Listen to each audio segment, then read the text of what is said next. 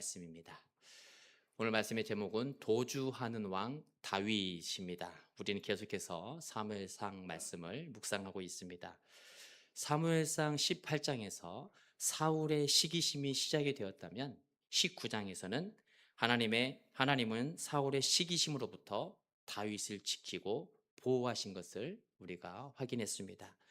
그리고 20장에서도 여전히 하나님께서는 요나단을 통해서 다윗을 지키시고 보호하셨습니다. 그런데 이제 21장의 분위기가 완전히 달라지죠. 골리앗을 쓰러뜨렸던 다윗이 도망자가 되었습니다. 사울의 사위이자 백성의 사랑을 한 몸에 받았던 다윗이 도망자의 신세가 된 것이죠. 물론 19장부터 사울을 피해 다니기 시작하긴 했습니다. 그러나 이스라엘 영토 안에서 도망 다녔기 때문에 비교적 거리가 짧아요. 5km, 8km. 라마나요도 그렇고 주변에 있는 다윗이 피했던 곳은 그렇게 거리가 멀지 않습니다. 음, 여기에서 우리 저기 평화동에서 전주 한옥마을까지 한 대략 한 4, 5km 되지 않습니까? 그 거리로 이제 도망간 거예요. 기부하에서 라마나요스로 도망간 것도 마찬가지로 거리가 그렇게 길지 않습니다. 그런데 21장부터는 그 거리가 엄청 길어지죠. 사울의 왕궁이 있는 베냐민의 주변에서 움직였다면 21장부터는 이스라엘 땅을 떠나서 이방 땅인 블레셋 땅으로 피하게 됩니다. 뿐만 아니라 다윗은 생존 자체가 위협을 받는 아주 절박한 상황에 이를 때가 무수히 많죠. 그러나 험난한 광야 생활이 결코 의미 없는 시간이 아니었음을 성경은 말씀합니다. 다윗은 이 연단의 시간을 통해서 하나님과의 관계가 더욱더 견고해지게 세워지죠. 그리고 더 깊어진 영성은 많은 시편을 남기게도 했습니다. 뿐만 아니라 다윗은 광야의 고된 훈련을 통해서 왕의 진면목을 하나씩 하나씩 갖추어가기 시작합니다. 왕으로서 인내심도 길러야 되고 리더십도 길러야 되고 하나님과의 신실한 관계도 깊어져야 되는 신앙인의 모습도 세워져야 되는 것이죠. 이러한 모습들이 광야의 시간, 도피의 시간을 통해서 점점 깊어지는 거예요. 이처럼 21장에 나타난 도망자의 삶을 살아간 다윗을 보면 굉장히 연약해 보이지 않습니까? 그 믿음 좋은 다윗, 하나님 마음에 합한 다윗이다 칭찬받았던 그가 참으로 연약한 모습을 보여주고 있습니다. 우리 성도가 신앙생활하면서 경계해야 될 모습들을 오늘 21장을 통해서 다윗은 모든 것을 다 보여주고 있는 거예요. 다윗이 아히멜렉에게 거짓말을 합니다. 네, 살기 위해서. 성도에게 있어서 거짓, 우리가 피해야 되는 것이죠. 버려야 되는 것들이죠. 그리고 사울이 추격해오는 모습들이 생명의 위협을 받다 보니까 두려워서 믿음의 모습을 상실해 버립니다. 우리 성도도 마찬가지잖아요. 믿음 생활하면서 어려운 일이 있다고 해서 두렵다고 해가지고 믿음 없는 모습으로 살아간다면 그 성도의 모습으로서 바람직하지 않는, 건강하지 않는 모습이지 않습니까? 다윗은 그 믿음 없는 모습도 보여줍니다. 또한 믿음의 성도로서 피해야 되는 처세술, 미친 척하면서 나는 왕이 아니, 나는 다윗이 아니다. 당신들이 알고 있는 사람이 아니다.라고 그러한 처세술도 보여줍니다. 상황에 따라 변하는 모습들, 합리화하는 모습들, 이러한 모습도 우리 성도가 피해야 되는, 경계해야 되는 모습이죠. 이러한 모습을 다윗은 오늘 21장을 통해서 낱낱이 보여주고 있다라는 거예요. 그렇다면 오늘 본문 성경은 무엇 때문에 우리는 부족한 모습이 있으면 덮으려고 하지 않습니까? 그런데 성경에서는 그것을 드러내고 있어요. 이유가 무엇일까요? 믿음의 사람 다윗의 모습을 보고 아니 어떻게 믿음의 사람이 저럴 수가 있지 하면서 실망할 수 있을 것 같기도 한데 성경은 그것을 감추지 않습니다. 낱낱이 수면 위로 다 들어 올립니다. 그 이유가 무엇일까요? 믿음의 사람 다윗도 연약함이 있는 사람이었음을 말씀하기 위해서죠. 아무리 믿음 좋은 사람이라 할지라도 하나님의 피조물 아래 영역에 있는 완벽하지 못하다는 거예요. 완전하지 못하다라는 것이죠. 속고 속임을 당하고 상처를 주고 상처를 받는 그 연약함이 다윗에게도 있지만 동시에 저와 여러분에게도 있다는 거예요. 그렇기 때문에 사람 믿지 마세요. 사람 의지하지 마세요. 누누이 강조하지 않습니까? 사람은 믿음의 대상이 아니라 어떤 대상입니까? 사랑하고 섬기는 대상이다. 믿음의 대상은 오직 하나님밖에 없는 거예요. 사람 믿으면 아니 어떻게 목사님이 그럴 수 있지요. 실수할 수 있지요. 연약함이 나타날 수 있지요. 장로님이 어떻게 그럴 수가 있습니까? 그럴 수 있습니다. 사람이기 때문에. 예. 오늘 다윗의 모습을 보면 정말 다윗이 죽음 앞에 직면했을 때에 사람의 연약한 모습을 다 볼 수 있구나. 이것을 발견하게 돼요. 그렇기 때문에 이러한 연약함이 있다라는 것을 말씀하면서 동시에 연약함이 있지만 그 연약한 저와 여러분, 믿음의 사람 다윗, 그 연약함이 있는 사람을 하나님께서 떠나지 않는다라는 거예요. 끝까지 지키시고 보호하시는 분이 바로 하나님이시다. 이것을 말씀해 주고 있습니다. 이러한 다윗을 통해 연약한 인간의 모습과 그럼에도 우리를 지키시는 임마누엘의 하나님을 살펴보고자 합니다.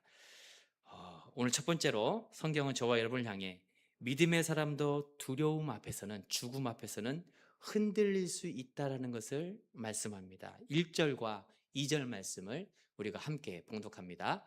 다윗이 노베 가서 제사장 아히멜렉에게 이르니 아히멜렉이 떨며 다윗을 영접하여 그에게 이르되 어찌하여 내가 홀로 있고 함께하는 자가 아무도 없느냐 하니 다윗이 제사장 아히멜렉에게 이르되 왕이 내게 이를 명령하고 이르시기를 내가 너를 보내는 것과 내게 명령한 일은 아무것도 사람에게 알리지 말라 하시기로 내가 나의 소년들을 이러이러한 곳으로 오라고 말하였나이다. 아멘. 다윗과 요나단이 슬픈 이별을 한 뒤에 요나단은 기브아로 가요. 사울이 있는 곳 기브아로 떠나죠. 다윗은 도망자의 삶을 시작하게 됩니다. 다윗이 도망자의 삶을 시작하면서 처음 찾았던 곳, 그게 바로 노비였다, 높당이었다라고 말씀합니다. 여러분, 높은 실로가 쇠퇴한 후에 이스라엘 종교의 중심지로 자리 잡은 곳이에요. 그리고 사울이 머물던 기브아에서 그리 멀지 않는 곳, 약 한 4, 5km 정도밖에 떨어져 있지 않습니다. 가까운 곳에 있죠. 그리고 놉은 아히멜렉이 대제사장으로 있었던 곳입니다. 그런데 놉의 제사장 아히멜렉이 다윗을 보는 순간 두려움에 사로잡히게 돼요. 무서워서 떨립니다. 어찌하여 네가 홀로 있고 아무도 함께 하지 아니하느냐. 여러분, 지금 다윗은 장군이거든요. 장군이면 분명 수하를 데리고 다니는 군사들이 있어야 되는데 홀로 온 거예요. 호련단신. 아히멜렉이 보고 제사장 아히멜렉이 보고 깜짝 놀란 것이에요. 그리고 다윗과 사울의 관계가 이스라엘 전역에 그리고 주변에 있는 이웃 나라들에까지 다 알려졌기 때문에 소문이 다 퍼져 있는 것입니다. 그들의 관계가 장인이 사위를 죽이려고 창을 던졌다고 합니다. 사울이 다윗을 죽이려고 사무엘에 있는 라마까지 쫓아갔었다고 합니다. 이런 소식들이 주변에 다 파다하게 퍼졌던 것이죠. 이 소식을 노베에 있는 아히멜렉도 들었던 것입니다. 그러나 다윗은 거짓말을 하죠. 어떻게 거짓말합니까? 왕의 특명을 받고 가는 중이다. 거짓말을 합니다. 그래서 2절 중반절에 보면 왕이 내게 이를 명령하고 이르시기를 내가 너를 보내는 것과 내게 명령한 일은 아무것도 사람에게 알리지 말라 하시기로.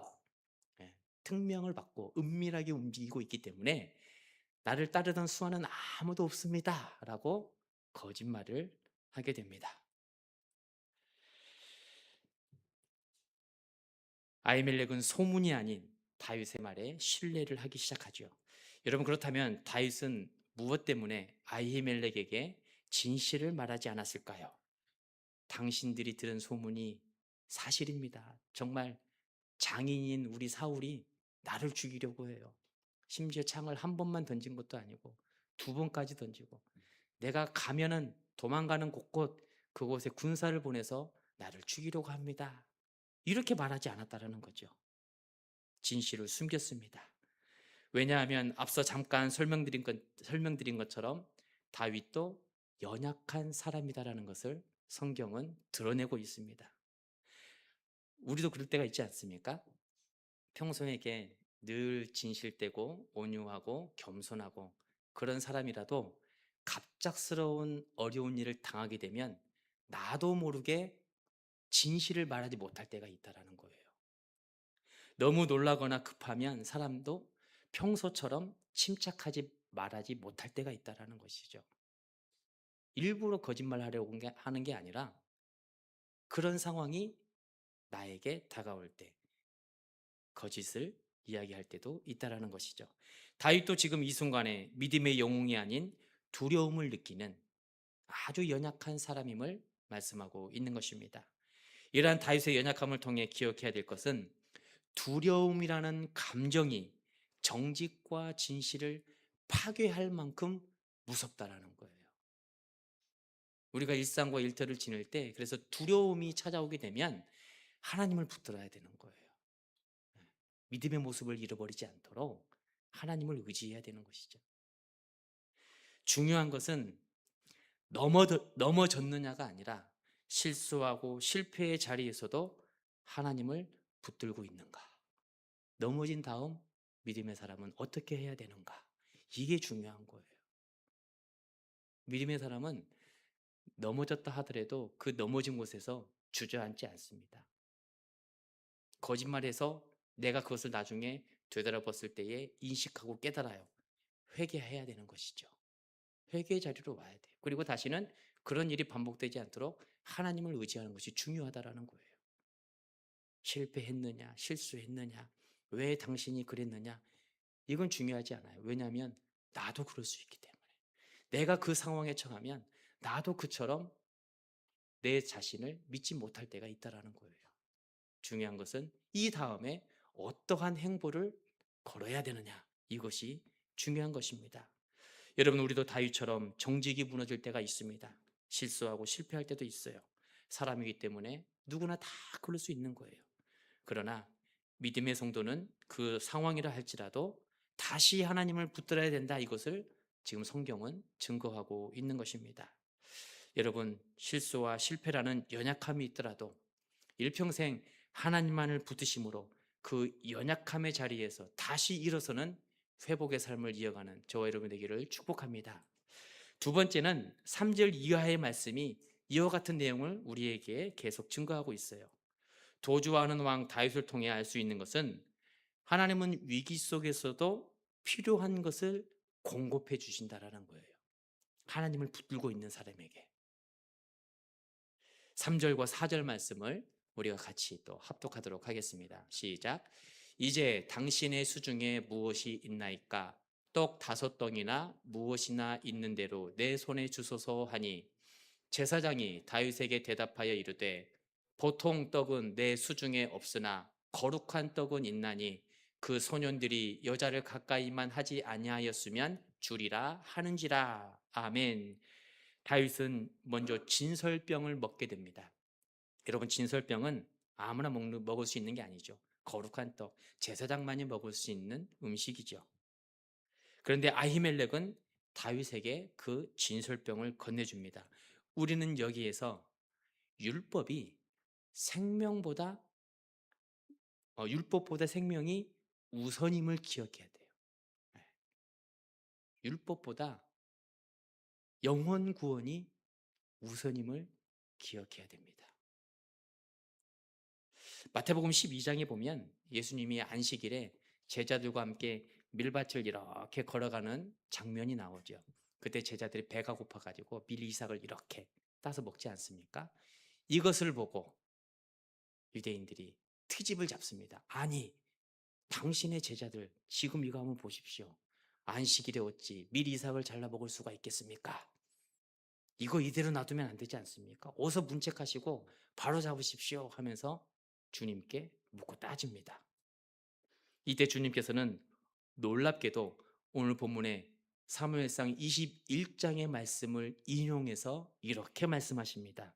마태복음 12장 5절에 4절부터 쭉 나오는데요. 5절에 보면 그가, 다윗을 의미합니다. 그가 하나님의 전에 들어가서 제사장 외에는 자기나 그 함께한 자들이 먹어서는 안 되는 진설병을 먹지 아니하였느냐. 놀랍지 않습니까? 사무엘상의 말씀을 주님께서 동일하게 유대인들에게 증거하고 있어요. 율법보다 생명이 더 귀하다라는 거예요. 그리고 바리새인들을 향해서 아주 따끔하게 말씀하시죠. 믿음의 사람인 다윗에게도 연약함이 있었지만 하나님을 붙들고 하나님을 의지할 때에 하나님의 보호하심을 받게 된다라고, 공급하심을 받게 된다라고 증거하고 있는 것입니다. 또한 다윗은 음식뿐만 아니라 골리앗의 칼도 받게 되죠.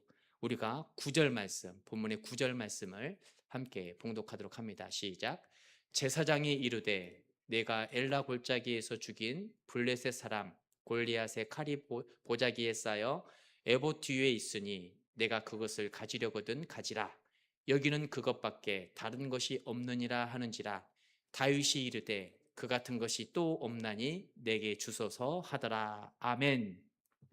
우리는 다윗과 골리앗의 싸움을 너무도 잘 알고 있습니다. 앞에 17장을 통해서 다윗과 골리앗이 싸우지 않습니까? 물맷돌을 통해서 아주 거대한 골리앗을 무너뜨립니다. 그리고 그 싸움에서 이긴 승리의 대가로 전리품을 취하죠. 그 전리품이 바로 골리앗의 칼이에요.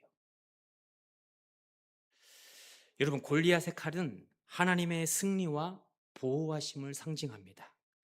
그렇게 다윗이 골리앗의 칼을 가졌다라는 것은 앞으로 다윗이 걸어가는 모든 길 동안에 하나님께서 승리를 주시고 하나님이 보호해 주신다라는 것을 의미하고 있는 거예요. 이 외에도 다윗이 놋을 찾는 가장 중요한 이유가 또 있습니다. 어려움이 올 때 다윗은 사람을 찾으러 가지 아니하고 하나님을 향해 성전으로 갔다라는 거예요. 여러분, 놋은 제사장들의 성읍입니다. 이후에 사울이 놋에 있는 제사장 85명을 다 죽이지 않습니까? 그만큼 놋은 제사장들이 가득했던 곳이죠. 단순한 마을이 아니라 제사장들이 거주하던 곳입니다. 성막이 있는 신앙의 중심지였습니다. 우리가 다윗의 상황을 살펴본 것처럼 다윗을 사울이 죽이기 위해서 계속 쫓아다닙니다. 이제 다윗은 왕궁으로 돌아갈 수 없는 처지이지요. 또한 다윗을 지키는 군사도 없고 먹을 것도 없는 굶주림에 지쳐 있습니다. 지금 다윗에게는 어느 곳 하나도 의지할 곳이 없고 보호받을 곳이 없습니다. 그래서 다윗은 가장 먼저 군대나 정치 세력이나 평소에 나를 따랐던 그 군인들에게서 도움을 청하는 것이 아니라 하나님이 계신 성전으로 향했다라는 거예요. 다윗이 머물고 제사장들이 머물고 있는 하나님이 계신 높지오로 간 것이죠. 우리는 다윗이 예전에 사울에게 쫓김을 당했을 때에 다윗의 도피 경로를 보면 그것을 우리가 너무도 잘 알 수가 있습니다. 이러한 모습을 통해 우리가 발견해야 될 영적 비밀이 무엇일까요? 하나님 중심성의 신앙생활이에요. 하나님 중심성의 신앙생활. 사람이 무너질 때 어디로 가느냐? 그 사람의 믿음이 확인되는 순간입니다.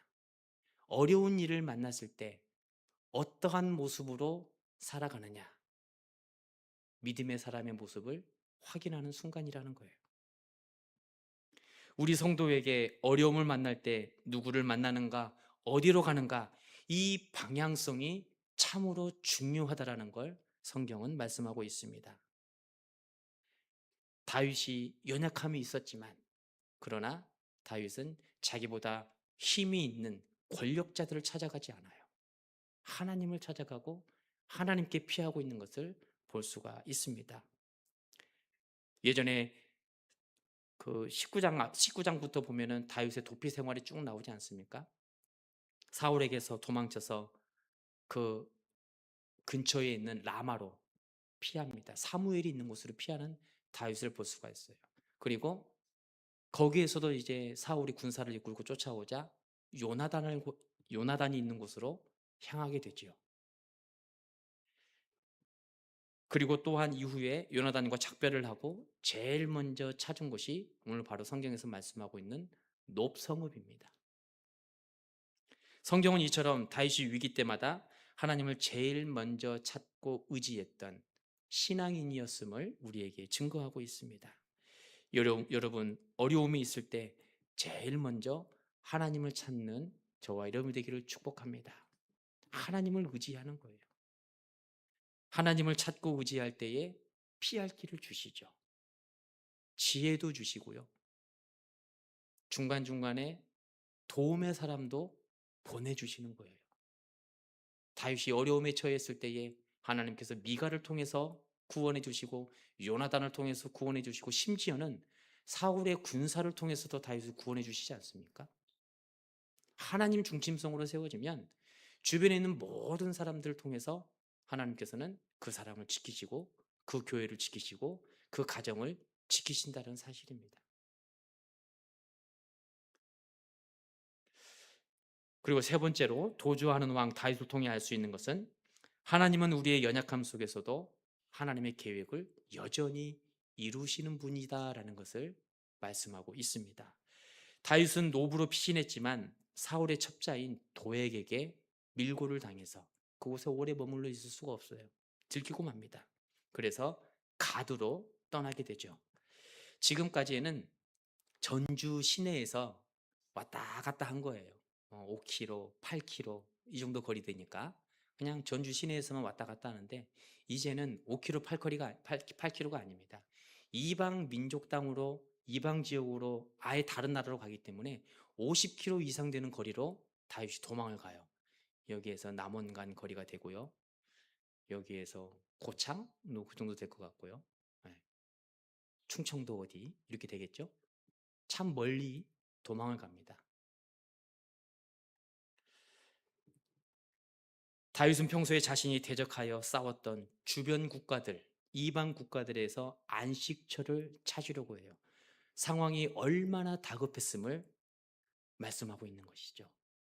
다윗의 상황이 지금 얼마나 위험한지를 말씀하고 있는 것입니다. 물불을 가리지 않아요. 여러분, 가드는 블레셋 5도시 중에 하나입니다.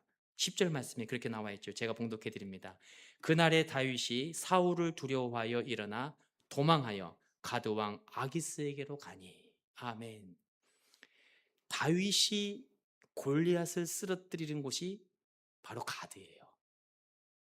그곳에 갔다라는 것은 나는 죽었습니다 하고 목숨을 내놓은 거거든요. 위험한 길이죠.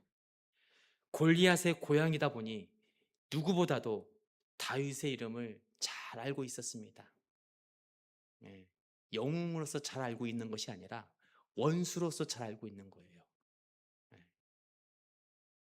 자기 나라의 대표격인 장수 블레셋을 다윗이 한 방에 쓰러뜨리지 않습니까? 그 사람이 도대체 누구길래 우리 골리앗을 쓰러뜨렸단 말인가? 이들에게 다윗은 대적자입니다. 그렇다 보니 이방 땅, 이방 민족, 대적의 땅에는 이미 이스라엘의 왕이 사울이었음에도 불구하고 사울은 잊혀져 버려요. 그리고 다윗이 이스라엘의 왕인 것처럼 높이 회자되고 있습니다. 영웅이 되어 버렸어요. 11절 말씀이 이와 같은 사실을 증거하고 있습니다. 우리가 11절 같이 합독합니다. 다윗에 대한 요나단의 사랑이 그를 맹세하게 하였으나, 네, 11절 말씀을 제가 다른 걸로 올려놓은 것 같아요. 11절 우리 성경책 한번 보겠습니다. 제가 봉독해 드립니다. 아기스의 신하들이 아기스에게 말하되 이는 그 땅의 왕 다윗이 아니니까 무리가 춤추며 이 사람의 일을 노래하여 이르되 사울이 죽인 자는 천천히요 다윗은 만만이로다 하지 아니하였나이까 한지라. 아멘.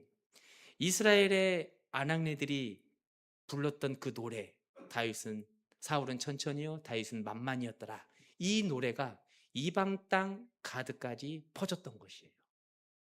다윗이 얼마나 위대한 사람인지 무서운 사람인지를 이들도 알고 있었다는 것이죠. 그만큼 두려워한 것입니다. 사울과는 전혀 다른 모습이죠. 사울이 왕이 되었을 때 따르지 않았던 부류들이 있지 않습니까? 불량배들이 있었습니다. 그런데 다윗은 아직 왕이 되기 전이에요. 이스라엘의 왕이 아니었음에도 불구하고 이웃나라 대적들은 이미 다윗이 왕이나 다름이 없었다는 것이죠. 시간이 갈수록 다윗을 왕으로 인정하는 나라와 사람의 숫자는 점차 많아지기 시작합니다. 그렇다 보니 다윗의 모습은 쉽게 노출될 수밖에 없어요. 사람들이 보고 수군거립니다. 이 사람이 그 땅, 그 사람의 다윗 아니야? 만만을 죽인 사람 다윗 아니야? 다 주변에서 알아보기 시작해요. 이때 다윗은 두려워하여 세 번째 실수를 범하게 되죠. 미친 척을 합니다. 처세술을 보여요. 우리가 12절과 13절 말씀도 같이 합독합니다. 다윗이 이 말을 그 마음에 두고 가드왕 아기스를 심히 두려워하여 그들 앞에서 그의 행동을 변하여 미친 채 하고 대문짝에 그적거리며 침을 수염에 흘림에 아멘. 두려워서 미친 자의 흉내를 내고 있습니다. 왜냐하면 당시 사회에서는 미친 사람을 건드리지 않았다고 그래요. 죽이지 않았다고 그래요. 미쳤으니까 그냥 살려서 보냈다고 합니다.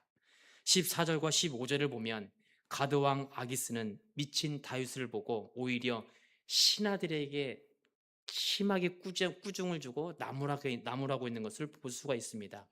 내게 미치광이가 부족하여서 너희가 이 자를 데려다가 내 앞에 미친 짓을 하게 하느냐. 네. 아주 신하들을 호되게 야무지게 호통치죠. 이로 인해 다윗은 하나님의 은혜와 보호하심으로 위기를 넘기게 됩니다. 이 사건에서 위험을 피한 다윗이 훗날 시편의 시편을 짓는데 바로 34편의 시편을 짓게 되죠. 34편의 시편이 분량이 좀 많아요. 옆에다가 34편을 이렇게 기록해 놓으시고 집에 돌아가셔서 한번 천천히 읽어보시기 바랍니다. 사울에게 쫓기는 아픔과 고통 그리고 두려움으로 인해서 숨을 수밖에 없는 처절함이 그대로 담겨져 있어요. 고난의 상황에서 다윗은 시편을 통해 하나님을 찬양하고 있는 모습이 34편에 담겨져 있습니다. 그렇다면 여러분, 어떻게 다윗은 위기의 상황에서 하나님 중심성의 신앙을 가질 수 있었을까요? 참 중심을 잡는 게 쉬운 게 아니에요. 믿음의 상황, 믿음의 모습을 지킨다는 게 쉬운 게 아닙니다. 그러나 다윗은 그 믿음의 모습을 지켜가지요. 그 이유가 무엇일까요?